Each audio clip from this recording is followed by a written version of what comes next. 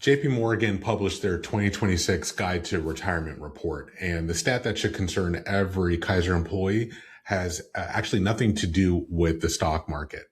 By way of quick intro, my name is Barakat Khalili. I'm a financial planner, and I specialize in helping Kaiser employees plan their retirement. Now, in this podcast episode, I wanted to pull out 5 key findings from that report that I think are going to matter most if you're someone who works in healthcare and you're approaching retirement. Now, the first key finding has to do with when people are planning to retire. Most people have a retirement date in their head, and for a lot of people, that's age 65. And the JP Morgan data, though, tells a slightly different story where the average worker expects to retire at 65 and the actual median retirement age is 62. So what that's saying there is that there are factors that can come into play that will cause you to retire earlier than what you expect. And that could be things like a health issue, a job change, or maybe some kind of a family situation or emergency that's forcing an early retirement. And based on the averages, there's a 3-year gap there, which might not seem like a big deal, but if you think about it, that's a bigger gap than it sounds, because that's 3 less years of saving and building up your nest egg, 3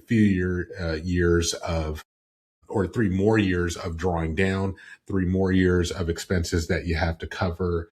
If you take Social Security early, that's going to be 3 years of lower income if you take that reduced benefit. The key here is that if your plan works at age 65, it's also a good idea to stress test that plan to see, does it work at age 62 or at some point earlier than your ideal target date? And based on that, what things could you do if that scenario were to come up? It's not that you're guaranteed to retire earlier, but the data just says that there's a good chance that it could happen earlier than you plan. And you just want to have that heads up and be aware of that. All right, now we come to the second finding. Do you know your actual retirement savings number? Most people feel pretty good about their retirement savings because they're contributing money from each paycheck. But contributing and knowing whether you're on track or being on track are 2 different things, and they're not the same thing. And most people have never bothered to check which one they are. Here's the question that nobody asks. It's not, am I saving, but what should I have saved by now? And so the study ran the numbers on that very question, and the answers might surprise you. So I want to encourage you to take a look at this table that you can see if you're watching the video. You'll pick the age that's closest to you and the income level that's closest to your income. And go ahead and find the number where that row and that column intersects. And the study is basically telling you this is the number that you should have today in order to retire at age 65 with your lifestyle intact. So now you know the target. The only question left is, where do you actually stand? So now we come to the third finding, which has to do with the cost of healthcare. You work in healthcare, you understand the system better than most. You know what the procedures cost, you know how the insurance works. And because of that, you probably feel a little more prepared for healthcare costs in retirement than the average person. And that could be the most expensive retirement assumption that you make. The thing is, what your career doesn't prepare you for is what the care costs when you're the patient and you're paying for it yourself. You see, Medicare doesn't work the way most people think, and sometimes the bill can be bigger than what almost anyone is anticipating. The study has run the cost, the out-of-pocket cost for medical care, and when you're paying for it out of pocket, for just Medicare and a supplemental plan, you're looking at $627 a month on average. Now that comes out to over $7,500 for the year. And the study is modeling a 6% healthcare inflation rate, which means at age 95 in 30 years time, that $627 a month grows to over $1,700 a month in today's dollars. Now, that's not a projection that was just pulled out of thin air. That's actually based on historical data of what healthcare has actually cost retirees over time.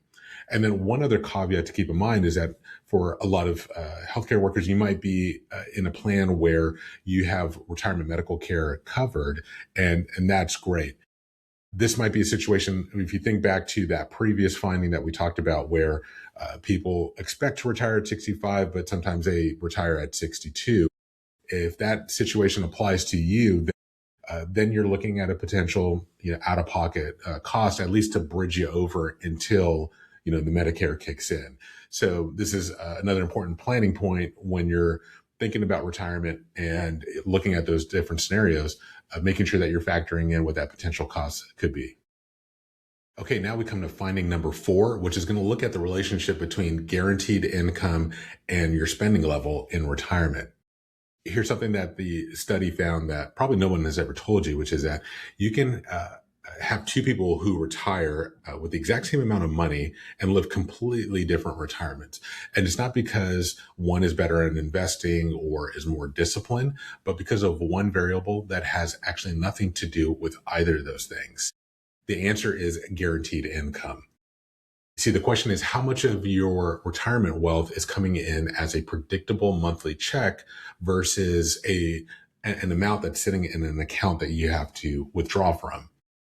The people who have more guaranteed income tend to spend more, not because they have more money.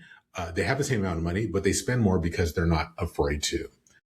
You see, the study found that there was a 44% difference in annual spending between retirees at the same wealth level. So that means same net worth, but different income structure. And the ones that have the higher guaranteed income are the ones that are living the better retirement because they feel more secure in their cash flow. And cash flow is going to be basically the heartbeat of your retirement plan. From many of the conversations I've had with Kaiser employees, a lot of times the concern that comes up is this uncertainty about what does the retirement paycheck look like. You've been getting that paycheck every 2 weeks, but going forward, you know that you got Social Security, maybe a pension if you choose to go with that option. But what does cash flow look like? What is that income rhythm going to look like? And for Kaiser employees, I think this finding is directly relevant because you have a pension benefit, you have Social Security in addition to the savings that you've accumulated over time.